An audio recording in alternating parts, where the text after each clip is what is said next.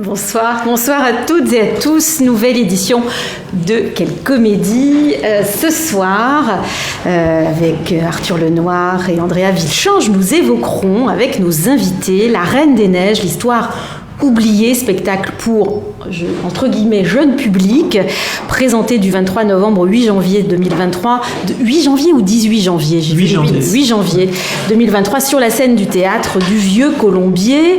Et donc ce soir, nous recevons 3 invités. La troisième arrivera en cours de route. Il s'agit de Johanna Boyer, qui est la metteuse en scène. Également Léa Lopez, bonsoir. Bonsoir. Alors Léa, vous avez été engagée comme artiste auxiliaire au Français en septembre 2022, donc oui. Il y a 2 mois. Vous avez commencé... Bonsoir monsieur. Bonsoir. Bonsoir madame. Voilà, les représentations du Français vont commencer. Alors vous êtes comédienne Léa à la télévision, au cinéma et donc au théâtre. Et dans cette pièce, La Reine des Neiges, l'histoire oubliée, vous interprétez Gerda. Vous allez nous expliquer. Gerda. Ah oui, alors en fait, bon voilà, on expliquera pourquoi je me suis trompée, parce qu'il y a des raisons de se tromper en fait. Bonsoir Adrien Simion. Bonsoir. Alors vous, ce n'est pas votre première fois dans cette émission. Je crois que vous êtes venu... Non, le 15 janvier. Oui, voilà. Voilà, vous étiez un peu tout frais et tout nouveau. Ouais, l'hommage. C'était l'hommage à Molière, les 400 ans. Et vous avez joué le jeu impeccablement, je me souviens très bien. Ah, c'était indirect. Ouais, je me souviens. Donc vous êtes entré dans la troupe il y a exactement 1 an, en novembre 2021. Ça fait 1 an pile. Demain, ça fait 1 an. Voilà, en tant qu'artiste auxiliaire. Entre-temps, entre il y a 1 an et aujourd'hui, vous avez été nommé pensionnaire, Adrien, et vous jouez Kay. Ouais. Voilà. Alors, je vais vous lire une phrase qui m'a beaucoup intéressée. Écrire, composer, mettre en scène pour les enfants n'est pas une mince affaire. Si leur imaginaire est infini, on ne leur fait pas avaler n'importe quelle couleuvre. Le moindre défaut de construction ou de vraisemblance poétique, de rythme ou d'infantilisation est rédhibitoire. Ce sont les mots de votre administrateur général, Éric Ruff. Est-ce qu'il y a quelque chose de particulier dans le théâtre pour jeunes publics ? Ça, c'est ma première question. Peut-être celle d'avant. Est-ce que vous avez déjà fait du théâtre pour jeunes publics ou des spectacles pour jeunes publics, si ce n'est du théâtre, l'un et l'autre ? Léa, Adrien. Moi, non, je n'avais jamais fait de spectacle pour jeunes publics. Mais en soi, là, même notre spectacle, je trouve que ça va parler évidemment aux enfants, mais il y a des codes... c'est tellement universel, finalement, que ça parle aussi aux adultes, quoi. Adrien ? Moi, j'ai jamais fait de spectacle non plus, mais du coup, il y a pour quelque enfants, chose. Parce qu'on dit jeune public, mais en fait, et voilà. Même un conte, c'est quelque chose. J'ai découvert Andersen là, et c'est vrai que la force de Johanna et tout ça, dans ce que raconte Éric, c'est la précision en fait, où il faut être très clair. Et c'est vrai que c'est très dur parce qu'il faut donner quelque chose de très direct, très clair, très sincère, et qui sans aucune hésitation et une précision de l'histoire. Quelquefois, c'est beaucoup plus facile d'être un peu abstrait dans ses émotions sur un plateau, alors que là, il faut vraiment... Chaque geste est important. Mentir, quoi. Ouais. Qu'est-ce qu'elle vous a dit, Johanna Boyer, donc votre metteuse en scène quels conseils vous a-t-elle donné pour éviter l'écueil sans doute le plus important quand on est comédien et qu'on joue, parce que vous jouez des enfants qui deviennent, que l'on voit grandir, mûrir, devenir des adolescents. Et j'imagine que l'écueil le plus important, quand on joue des enfants et qu'on n'est pas un enfant, une enfant, c'est de surjouer l'enfant, l'infantile en fait. Qu'est-ce qu'elle a pu vous donner comme conseil utile pour éviter de tomber là-dedans ? Ce qui était... Déjà, elle a une force, c'est le rythme. Dès le début, elle nous parlait, même quand on avait des trous de texte, elle nous parlait du rythme. Et nous, dedans, on essayait de la suivre.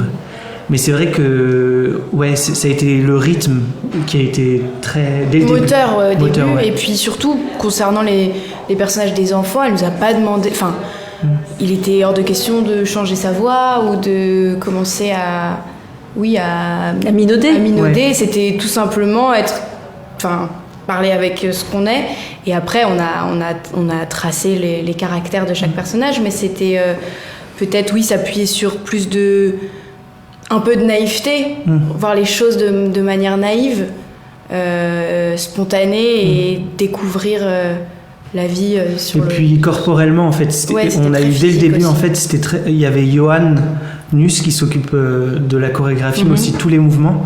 Et ça nous a beaucoup aidé parce qu'en fait, on doit beaucoup bouger dans le spectacle, mais on nous a jamais vraiment parlé d'enfance, on nous a beaucoup parlé d'agilité dans les mouvements et tout ça. Et en fait, il était là vraiment pour tous les mouvements en fait, pour tout ce qui était mouvement corporel, chorégraphie et tout ça.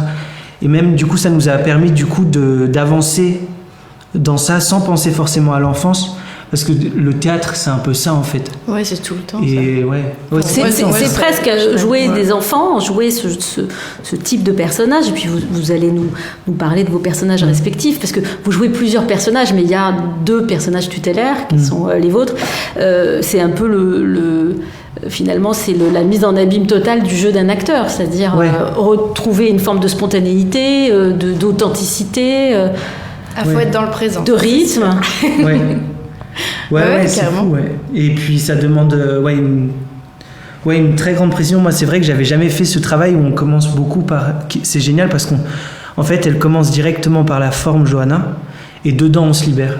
Alors que souvent, ça peut être aussi l'inverse. On lit beaucoup le texte, on avance petit à petit, tout ça. Là, on est arrivé dès le début des répétitions, elle avait toutes ses idées en fait. Plongé tous dedans.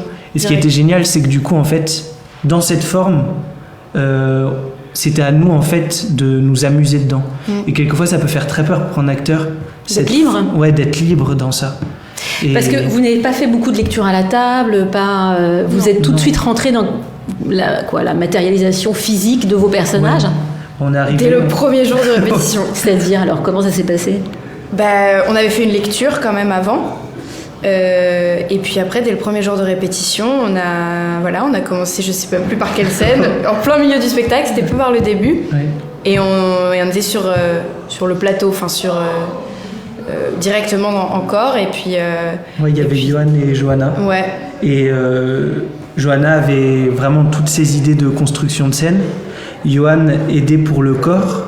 Quand il y avait des mouvements où, par exemple, qu'il fallait créer des chorégraphies ou même des bagarres.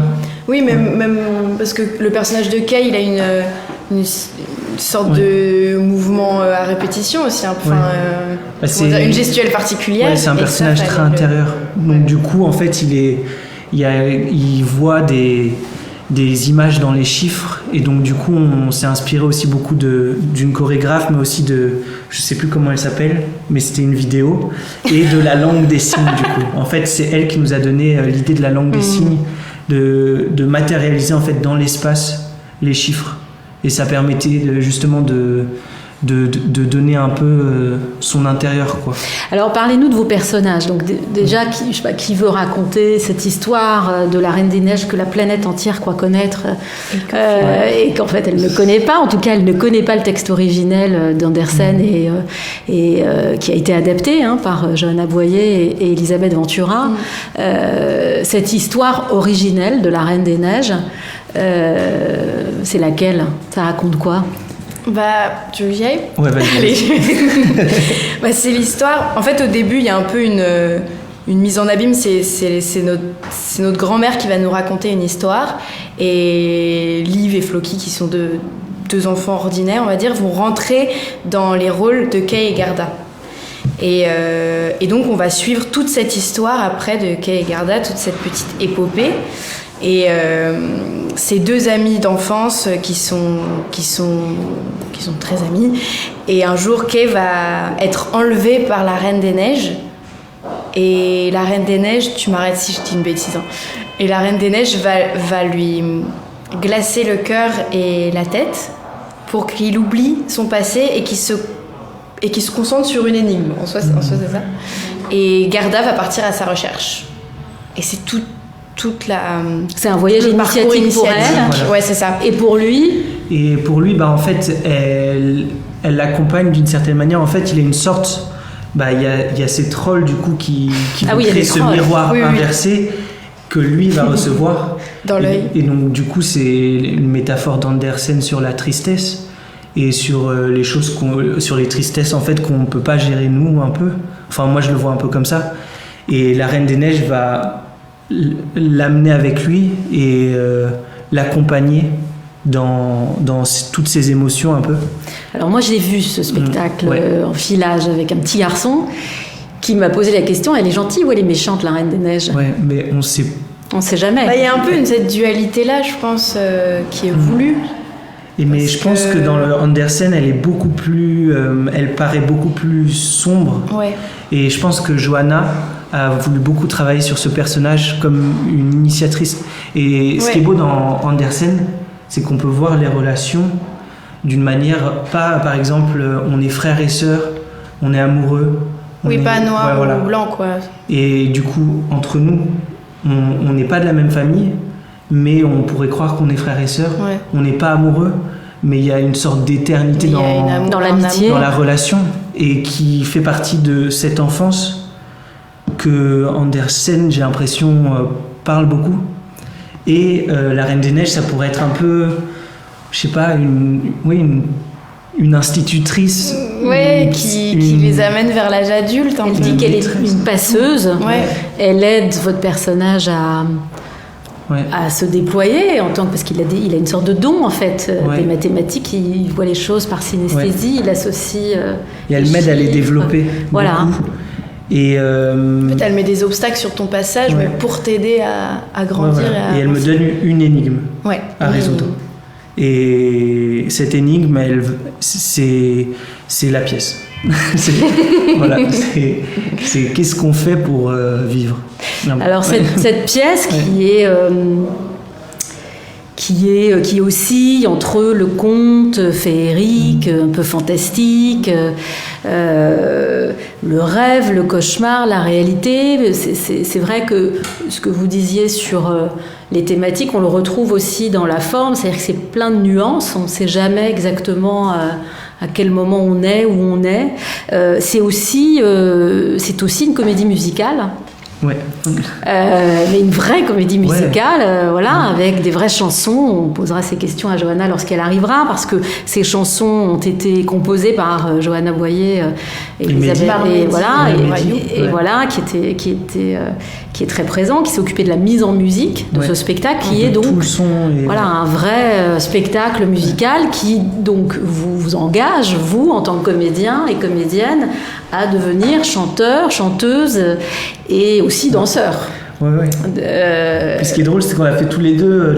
Moi, j'ai commencé par faire de la comédie musicale un petit peu. Et moi aussi, tous les deux, on a une formation. Ah bon Alors, c'était mes questions justement, parce que le fait de danser et chanter n'est pas complètement nouveau à la comédie française, mais en même temps, c'est pas une tradition. On en a déjà parlé ici, notamment avec Eric Ruff, dans la formation des acteurs et des actrices en France.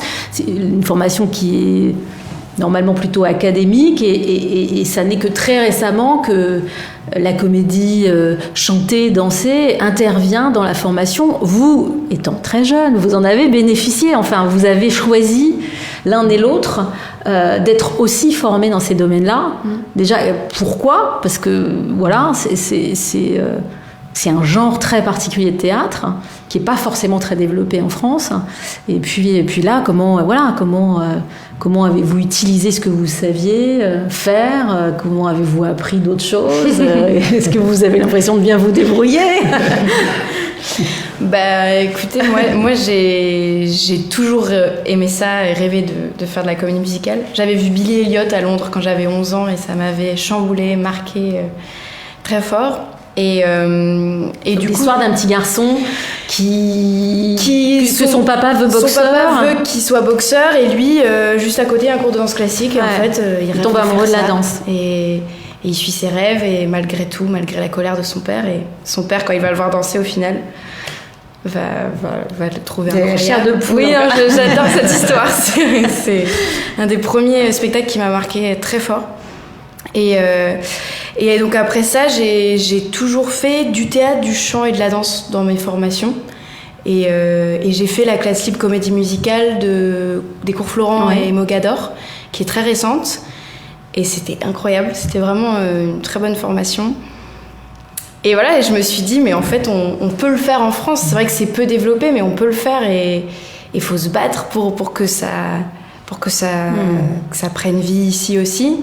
Et là, quand Johanna nous a dit qu'il y aurait du chant et de la danse dans La Reine des Neiges, moi j'étais la plus heureuse parce que c'est tout ce que j'aime. Mais voilà, donc après on s'est éclaté avec le chorégraphe, avec c'était génial. Mehdi.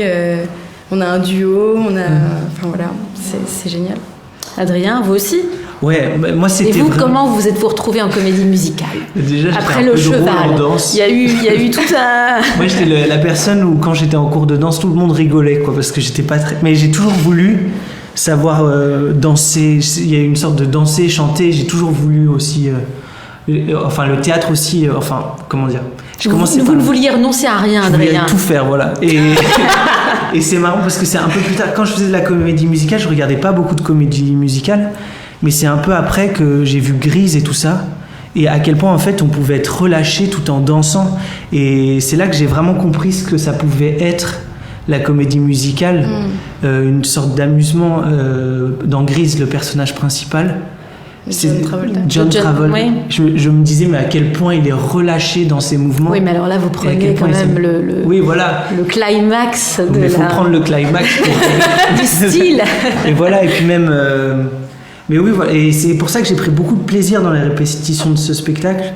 C'est que, oui, c'est vraiment une comédie musicale parce que chaque mouvement est travaillé, en fait. Y compris lorsqu'il ne s'agit pas d'un mouvement dansé. Y compris quand on parle. Et comment on aborde le chant et la danse. Comment le chant arrive d'un coup aussi. Ouais, et c'est ça qui a été génial dans ce travail. Il y a une manière particulière. Ça peut être très inquiétant pour un acteur, par exemple. Moi, au début, ça me stressait parce que je me disais, on avait les parties chant et les parties jouées. Et d'un coup, on se dit, d'un coup, on va chanter. Et c'est pas naturel.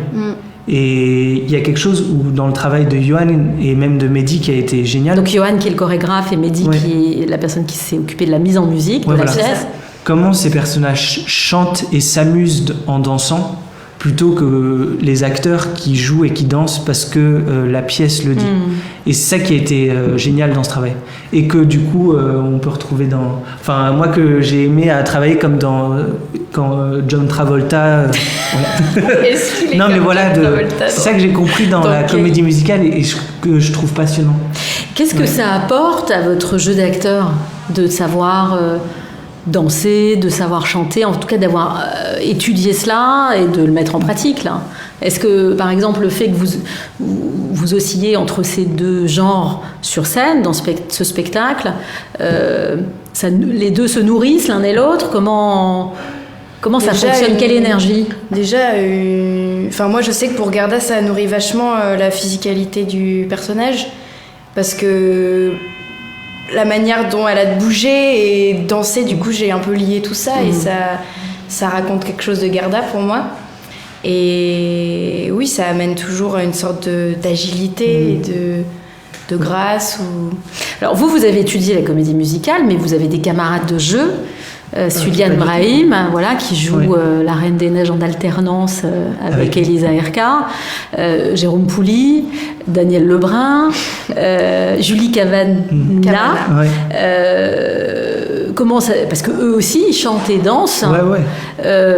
Chacun avec ce qu'il est et voilà comment tout ça, en tout cas l'impression qui en ressort quand on le voit en tant que spectateur, ce qui était mon cas, et une sorte de facilité et d'aisance de chacun dans son physique et dans son registre, et une forme de joie quand même entre vous. Est-ce que c'est comme ça que ça s'est passé dans les répétitions, ou alors c'est tellement bien fini qu'on ne voit pas que vous avez souffert? Non, je pense que on a bossé. On a bossé, ça c'est sûr, mais c'est tellement c'est très précis de danser, de chanter. Surtout la scène dont vous parlez avec le sabbat des trolls, c'est l'éclate. Et puis moi j'ai un peu la sensation que j'ai oublié qu'on dansait, qu'on chantait et tout ça aussi. Que du coup en fait dans les scènes en fait finalement ces mouvements deviennent tellement la scène que finalement en fait c'est vraiment la corporalité de ce qui se passe. Et c'est ça que j'aime beaucoup dans la danse, parce que c'est que comment ton personnage bouge en fait aussi. Ça aide énormément sur la mobilité de tes épaules, d'avoir conscience de ton cou, de ton dos, de tout. Et en fait, Johan a été génial pour ça. Parce qu'il s'adapte a vraiment la capacité à nous faire chacun. oublier qu'on dansait, en fait, aussi à certains moments. Que c'était les personnages qui agissaient comme ça. Et ouais, du coup, ouais. Alors il y a, vous jouez Gerda, ouais, parce qu'en fait j'ai fait l'erreur une fois, donc je vais la faire 10 fois. Mais dans la pièce, il y a toute une scène sur le prénom. En fait, voilà. On oublie ce prénom, ça l'énerve énormément. D'ailleurs, j'ai vu que vous étiez un petit peu agacée tout à l'heure. Un petit peu. Et Kay, mais vous jouez aussi d'autres personnages, puisque vous êtes 6 comédiennes et comédiens. Et il y a un nombre... Je sais pas combien il y a de personnages. Ouais, il y a peut-être une vingtaine de personnages. Ouais, je pense qu'il y a 20 personnages. Il y a donc ces héros, donc Kay et Gerda, la Reine des Neiges, la grand-mère, hein, donc la narratrice, dont on comprend ensuite qu'en réalité elle est un peu plus que cela. Et puis il y a les trolls, hein, donc je vais vous laisser parler des trolls. Voilà, des trolls un peu sous acide, un peu excités. Enfin, ça doit être le principe du troll, hein. Mais bon, il y a aussi des animaux qui parlent. Tout ça, ça fait beaucoup de personnages et ça fait énormément de costumes. Oui. Et vous devez, les unes et les autres, sans cesse changer de personnage et changer de costume. Et Suliane Brahim, que j'interrogeais hier, me disait mais en fait, ça aussi, c'est une chorégraphie. Ah oui. C'est-à-dire que c'est tellement rapide, ces changements, et ces changements de costume et ces changements de personnages, donc parfois de voix, parfois de gestuelle, que ça en devient une chorégraphie même en coulisses. Est-ce que il y a un spectacle sur scène et puis il y a un spectacle dans les coulisses, ça c'est sûr. Ouais, et surtout qu'on peut pas faire une erreur sinon on est en retard sur le plateau. Il y a des changements où c'est vraiment à 2 secondes près, on est en retard ou on avance, et du coup c'est hyper chorégraphié. Et... Comment vous faites pour pas vous gêner? Parce que je rappelle que le Théâtre du Vieux-Colombier est un espace... En tout cas, les coulisses sont un peu exiguës. Ouais. C'est organisé et ça a été répété et re-répété également. Ouais. Tous les filages ont aussi servi à répéter ça, à répéter la chorégraphie derrière. Puis il y a une petite loge qui est même sur scène où on est comme ça pour se changer, mais en même temps... Puis il y a des moments où on prie pour que la personne qui parle pas trop vite sur le plateau... Oui. On ait le temps de vous avez le temps de mettre votre perruque de troll. Ouais, voilà. Mais ça, pour l'instant, j'ai l'impression que tout se goupille. On verra demain. C'est vrai que c'est à la seconde près, ouais. Mais c'est génial à faire, mais par contre, on ne doit pas perdre. Parce que moi, j'ai l'habitude, quand je sors de plateau, de faire un peu... de souffler. De me déconcentrer un peu. Là, en fait, on est aussi concentré sur le plateau comme ça. Bonsoir. Impossible, de se déconcentrer. Oui. Bonsoir, Johanna Boyer. Bienvenue. Bien, merci. Asseyez-vous. On parlait des changements de rapides. Costumes. Des trolls. Voilà, changement rapide, entrée rapide. Oui, parce que j'expliquais que... donc moi, j'ai assisté à un filage hier et que Suliane Brahim me disait, mais en fait, même en coulisses, c'est une chorégraphie. Tout est chorégraphié dans ce spectacle et tout est rythmé, y compris les changements de costumes. Ces costumes magnifiques qui sont... alors moi, j'avoue que j'ai un petit faible pour les costumes de trolls parce qu'ils me rappellent les figurines en plastique. C'était la référence. Ils sont un peu psychédéliques, ils ont des cheveux... ils sont hirsutes et ils ont des cheveux très colorés. Oui. Et ces costumes, allez, j'y vais direct. Vous venez à peine d'arriver. Ces costumes, c'est très structurel dans le spectacle. C'est-à-dire qu'il y a quand même une scénographie qui est très belle, mais qui est celle que permet une scène comme celle du Vieux-Colombier, qui n'est pas immense. Et les costumes sont un élément essentiel dans votre mise en scène et dans cette histoire que vous racontez, Johanna. Oui, tout à fait. Déjà pour 2 raisons. Parce que les comédiens jouent plein de personnages, donc il faut qu'ils soient très fortement identifiables et identifiés par le public. Et puis parce que tout l'univers d'Andersen permettait d'aller très très loin dans le merveilleux, dans des silhouettes étonnantes, ambivalentes, drôles.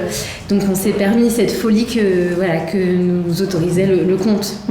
Et c'est vrai que la partie changement rapide fait que... Vous aviez confiance en la troupe. Ouais. Parce qu'il fallait voilà, des gens un peu aguerris. L'alternance, et là c'est l'alternance voilà, la plus, enfin, dans une version accélérée. Fallait qu'ils soient d'accord, parce que c'est vrai que ça demande d'être très rapide en coulisses et en même temps sur le plateau, de ne pas se laisser bouffer par ce rythme chorégraphique qu'ils ont à jouer. Pour voilà, quand ils rentrent sur le plateau, être disponible au jeu. Donc ça demande de filer beaucoup pour trouver cette filer, ça veut dire répéter le spectacle dans son intégralité. Dans son timing, dans son intégralité. Et puis c'est vrai qu'aussi on a la chance ici d'avoir des habilleuses, des régisseurs plateau qui permettent aussi d'accélérer la chose, quoi. Alors Johanna, j'avais une introduction un peu longue parce qu'en fait, vous êtes très très occupée en ce moment. Oui. Hein, voilà. Donc je rappelle que vous êtes metteuse en scène. Votre mise en scène du Visiteur d'Éric Emmanuel Schmitt est actuellement tournée. Oui. Celle des Filles aux mains jaunes de Michel Bélier et de l'Invention de nos vies d'après le roman de Karine Thuil sont à l'affiche de Théâtre Rive Gauche depuis septembre. Oui. Voilà. Vous présentez également Je ne cours pas, je vole, ce qui est à peu près, je pense, l'histoire de votre vie. D'Élodie Menant du 7 au 31 décembre 2022 au Théâtre du Rond-Point. Exactement, voilà. Ouais. Et le seul en scène de Virginie Hoc dans votre mise en scène reprend en janvier à la Cigale. Et donc La Reine des Neiges, l'histoire oubliée. Voilà, dans les interstices, au Vieux Colombier, cette forme d'agilité que vous attendez de votre troupe, vous l'avez vous aussi. Pourquoi alors je sais qu'Éric Ruff est venu vous voir en vous disant, je pense qu'il avait vu Est-ce que j'ai une gueule d'Arletty, qui est le spectacle musical pour lequel vous avez reçu 2 Molières, en vous disant j'aimerais que vous mettiez en scène le spectacle jeune public de fin d'année. Oui. Pourquoi vous avez choisi un conte d'Andersen ? Alors, pour la petite histoire, au départ, j'avais pas choisi ça, j'avais choisi Mathilda de Roald Dahl, parce que ça parlait d'une petite héroïne très singulière qui a des capacités hors normes et qui va se connecter à sa puissance et voilà, et changer le cours des choses là où elle est, quoi. Et en fait, malheureusement, on n'a pas eu les droits de Mathilda. Tout bonnement. Et du coup, j'ai cherché autre chose, un peu en express, il fallait que je trouve assez vite. Et dans toutes mes recherches, je tombais tout le temps sur La Reine des Neiges et je me disais, oh non, je vais quand même pas monter La Reine des Neiges. À cause de Libéré, délivré, voilà. Délivré, je me disais, non, je peux pas faire ça. Et en fait, je lisais pas. Et puis, au dernier moment, j'étais partie sur d'autres choses. Et au dernier moment, je me dis, je vais quand même lire le conte. Et j'ai eu un énorme coup de cœur quand j'ai lu le conte parce que c'était déjà pas du tout le Disney. Et en plus, ça parlait un peu des mêmes choses d'une petite fille qui va partir à l'aventure pour retrouver son amie et qui va se confronter à plein de grandes figures féminines et peu à peu trouver sa propre personnalité. Parce que c'est ça, c'est ce que vous recherchiez, c'est-à-dire une pièce qui vous permette de mettre en scène des personnages féminins forts et qui... Je cherchais pas ça et en même temps, si un petit peu dans le sens. Quand vous tapiez sur Google. Non, je tapais pas conte féminin. Conte féminin. Non, mais enfant. Non, mais en tout cas, je savais que j'avais un peu envie d'utiliser de la magie. Quand même, j'avais un peu ça dans ma tête. Et si je me disais, si j'ai quelque chose que j'ai envie de transmettre aux enfants, c'est que les petites filles, elles peuvent faire comme les petits garçons. Si elles veulent, elles peuvent partir à l'aventure et devenir des super puissances, quoi. Donc je pense que c'est ça finalement le fil rouge qui m'a conduit jusqu'à La Reine des Neiges. Et donc on en parlait évidemment avant que vous n'arriviez, on parlait de ce côté un peu oscillant entre le féerique, le fantastique, la comédie musicale, et des tas de formes qui tout ça dans un rythme effectivement extrêmement précis et qui fait qu'en 1h40, je pense que vous ne perdrez aucun enfant, quel que soit son âge, parce que c'est très rythmé et puis voilà, on passe d'un genre à l'autre. Le côté fantastique est quand même assez présent et que vous réussissez à installer sans énormément d'effets. Vous l'avez travaillé comment en fait ? Par quels outils ? Parce que quand on voit la pièce, on le sent. Il y a des moments qui font un peu peur. Il y a des on est dans la nuit, on ne sait pas si les gens sont très méchants, très gentils, il y a tout ça, mais en réalité, vous l'attaquez comment, techniquement? Techniquement, c'était vraiment... Sans tout révéler, parce qu'il y a des petites surprises. C'était vraiment la magie qui était, pour moi, un peu ce qui allait nous faire plonger dans le fantastique. Donc, voilà, j'ai décidé d'ouvrir le spectacle par ça, en me disant aussi, je règle un peu le compte de la Reine des Neiges, entre guillemets, on est tout de suite là-dedans. Donc c'était cette ouverture-là qui m'intéressait. Il y avait cette histoire de miroir inversé où pour moi c'était très important aussi que ça soit quelque chose d'étonnant, d'atypique. Enfin, en gros, la magie, ça nous permet d'aller dans la poésie, dans l'effrayant et en même temps dans le drôle. Enfin, ça nous permettait plein de choses. Donc c'était vraiment cet axe. Après, il y a tout le travail du son qui permet aussi de plonger dans cet aspect fantastique, le visuel, les lumières, enfin... Mais c'est vrai que c'était un axe assez fort de travail. Et puis avec les acteurs aussi, de jouer sur l'ambivalence des trolls, par exemple, qui peuvent être gentils et méchants. La magicienne aussi. Enfin, que voilà, dans chaque figure, il y a, même la reine, il y a du bon et du mauvais, quoi. Il y a des choses qui font un peu peur, comme dans tous les contes. Voilà, et les grands classiques de la littérature enfantine, c'est jamais Disney en réalité.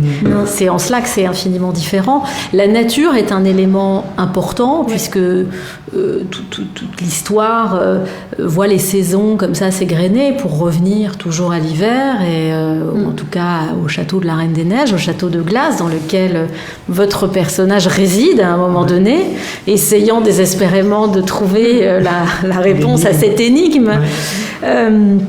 C'est la nature, pour vous, Johanna Boyer, c'est un élément, c'est un personnage, c'est une martingale pour structurer votre récit, parce qu'on a une espèce de reine de l'été aussi, la magicienne, voilà. C'est sûr que le conte, il était rythmé par les saisons, donc même notre adaptation avec Elisabeth Ventura, il y a vraiment l'été, l'automne, l'hiver, le printemps, quoi. Donc, et aussi, dans le conte, c'était très important. Et il y a un message un peu engagé, voilà, avec les trolls qui sont pas contents qu'on leur détruise leur forêt. Ça, c'est dans le conte originel ou c'est vous qui non, c'est pas dans le conte. Non, mais ça pourrait en parler aussi. Moi, ce que je trouve dans l'adaptation, ce qui est fort, c'est j'ai l'impression que c'est les dialogues du conte un peu. C'est un peu comme si les personnages parlaient parce qu'il y a très peu de dialogue dans le conte. C'est très imagé sur les saisons justement et tout ça. Et les images sont très très belles. En fait, finalement, c'est comme s'il y avait les dialogues des personnages qui s'étaient créés un peu. En tout cas, j'ai l'impression que c'était votre objectif un peu. Oui, on a vraiment cherché à donner corps aux personnages. Parce que le texte est très pour visuel. Pour le faire pour des acteurs. On s'est vraiment dit, il faut qu'on écrive pour des comédiens et que ça les amuse, qu'ils s'amusent dans C'est ce qui a guidé ce travail d'adaptation que vous avez fait avec Elisabeth Ventura. Vraiment, on s'est dit, ça va être joué, il faut que ce soit... Parce que le conte, il peut y avoir un côté un petit peu planant quand même, un petit peu... Et on s'est dit, non, il faut que les personnages, ils soient flamboyants, ils soient grands, fous... C'était très important. D'ailleurs, avec Elisabeth, on n'a pas arrêté de se lire tout le temps. Le texte. Vous l'avez joué ? On le jouait, pour être sûr que c'était agréable et chouette à jouer. Vous, alors, je ne sais pas si vous allez lui dire ce soir, à 2 jours de la première, si c'est réussi ou pas. Mais vous avez, en tout cas moi je vous ai vu, il y a un vrai plaisir de jeu, de façon très évidente. On sent que, et pour vous deux et pour vos camarades, la corneille... donc qui est joué par Jérôme Pouli, je pense que c'est un morceau absolument génial pour un acteur. S'il a envie de s'en saisir et de s'amuser, ce qui est le cas. Les animaux, les trolls, non ? Les trolls, c'est pas le... C'est génial, non, c'est très agréable à jouer. C'est écrit pour s'éclater, quoi. Moi, puis c'est vraiment un conte. C'est vraiment, on a l'impression de raconter vraiment une histoire, quoi. Enfin, vous êtes parti dedans à chaque fois que vous le jouez ?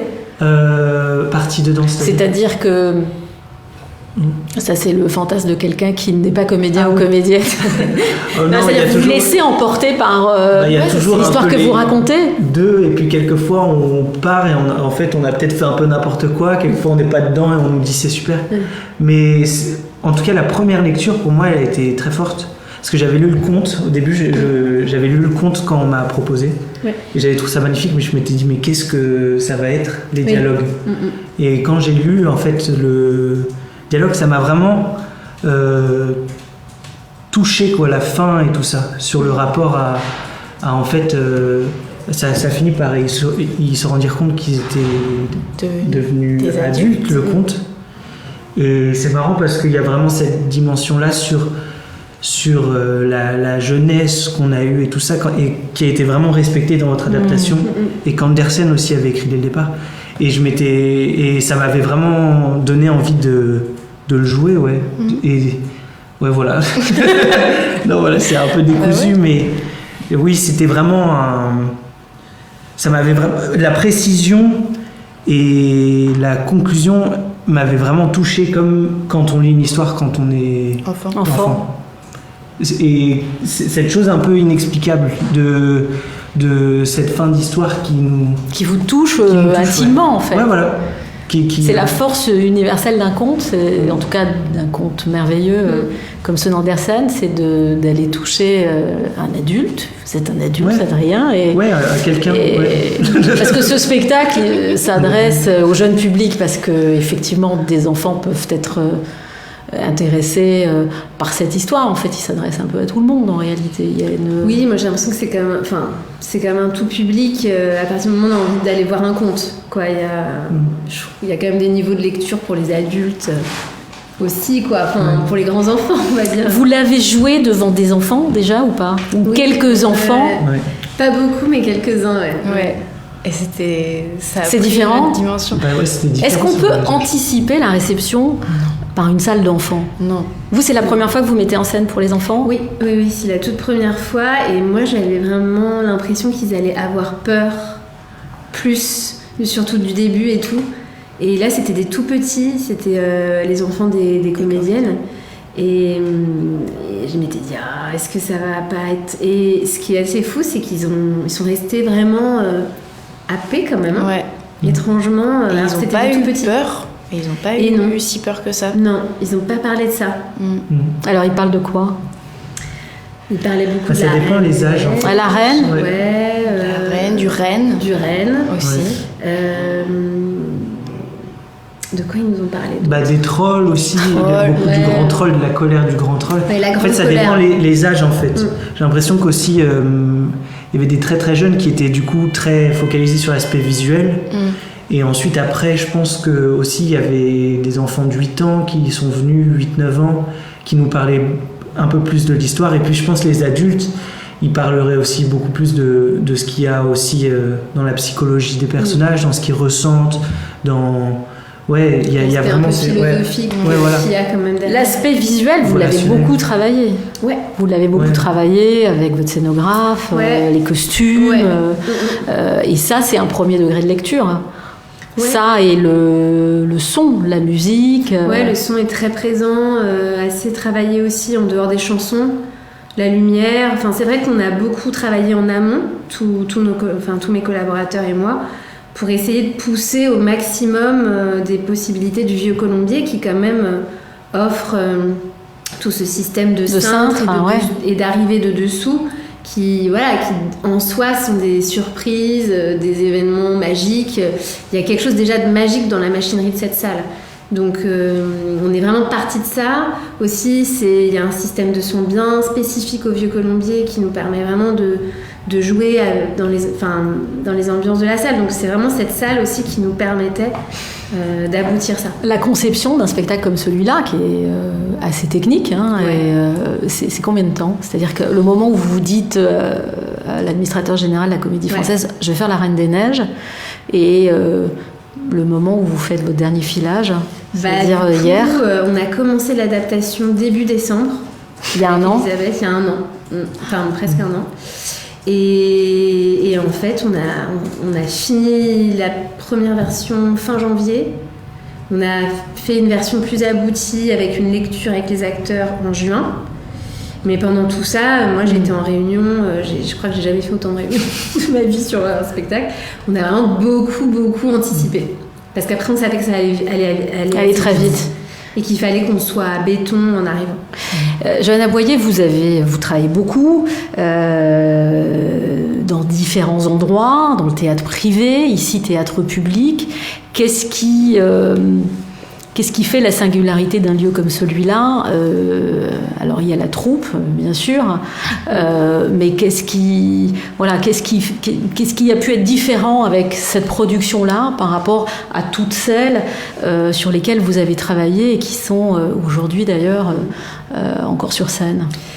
En fait, c'est vrai que le système de troupe où on est metteur en scène invité crée quelque chose d'un peu différent dans les rapports, dans la collaboration qu'on va avoir avec les acteurs. C'est pas exactement, pour moi, c'était pas exactement comme d'habitude. Et ça m'a un petit peu déplacée, entre guillemets, par rapport à ma manière de travailler habituellement. Parce que quand on travaille dans le théâtre privé, si je résume, on choisit ses acteurs. Enfin, pas tout le temps, mais la plupart du temps quand même si, quoi. Après, parfois, il y a sur certains projets, on te dit déjà que c'est un tel et un tel, mais quand même, c'est plus toi, en tant que metteur en scène, qui va constituer ton équipe en fonction du projet que tu as choisi. Donc, vraiment, tu parfois prends des gens pile poil, etc. Et là, c'était un peu différent. C'était plus comment, avec ces acteurs-là, faire ce projet-là. Donc ça, c'était différent. Eux aussi, en fait, finalement, mes collaborateurs et moi, on avait l'impression d'arriver un peu chez les acteurs. Alors parfois dans nos autres projets, dans la maison, comme elle est appelée ici, dans notre univers. Alors que nous, on arrivait dans leur univers et il fallait qu'on s'adapte à leur univers. Donc ce qui était vraiment hyper enrichissant pour le travail. Et puis après, c'est sûr que dans le théâtre privé et dans le théâtre public, il n'y a pas les mêmes conditions de temps. Au théâtre du Vieux-Colombier, il n'y a pas d'alternance de spectacle. Donc ça permet de s'installer, de prendre le temps un peu plus. Et puis au niveau des moyens financiers, c'est pas la même échelle. C'est pas la même chose. C'est pas les mêmes contraintes. C'est différent. Les costumes ont été réalisés par Marion Rebman. Ouais. Et les équipes de la Comédie Française, comment Alors non, Marion, elle a constitué son équipe, mais toutes les coiffes, il me semble, ont été réalisées. Il y a un certain nombre de coiffes. Les modistes de Richelieu. Et alors là, vous êtes à le 23, c'est la première, mais vous avez ce qu'on appelle la couturière. Est-ce que quelqu'un veut rappeler ce qu'est une couturière, puisque la couturière spécifique. Avec Jérôme, parce que je demandais la différence entre une générale et une couturière. Et en fait, c'est une représentation avec du public, mais interne. Oui. Voilà, c'est ça. Mais quoi ? Mais c'est parce que la générale, la différence avec la générale, c'est qu'il y avait la presse et tout ça.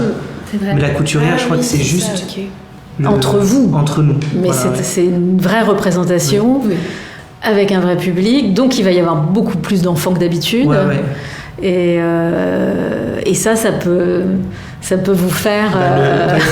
Et c'est surtout là qu'on découvre. Tanguer. C'est le crash test là.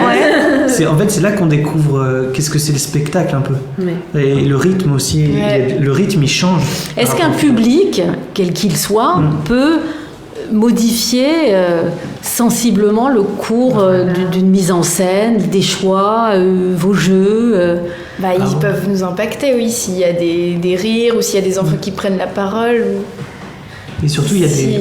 Enfin, oui, c'est... Ah oui, parce que les enfants peuvent intervenir de façon beaucoup plus invasive que les adultes, qui a priori ont compris que ça se faisait pas. Mais surtout qu'on a répété entre adultes beaucoup.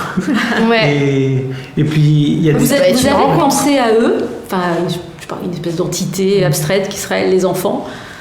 Johanna. J'ai l'impression quand même qu'on a tout le temps pensé à eux, Enfin, quand même. Même dans la manière dont on s'est mis dans le travail, j'ai l'impression qu'on cherchait tous un peu à retrouver nos parties d'enfance, ce qui nous faisait rire enfant.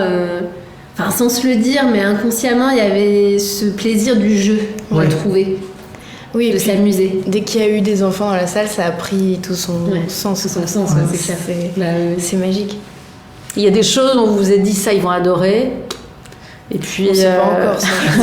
Normalement, ça a été une fois. Enfin, on s'est pas dit ça va cartonner. Enfin, non. Ah, si, les trolls. Non, mais les trolls, a priori, sont les rockstars de la. Normalement, les rockstars du spectacle. Mais c'est Enfin non, la rockstar, c'est la Reine des Neiges quand même. Ouais, Elle est très il y a aussi attendue. même des actions que tu peux faire qui tu penses constamment en fait aussi si ça fait pas trop peur, si ça c'est bien clair. Ouais. Et ouais, je pense que le fait d'être très clair aussi, ça a été vraiment un objectif. Important.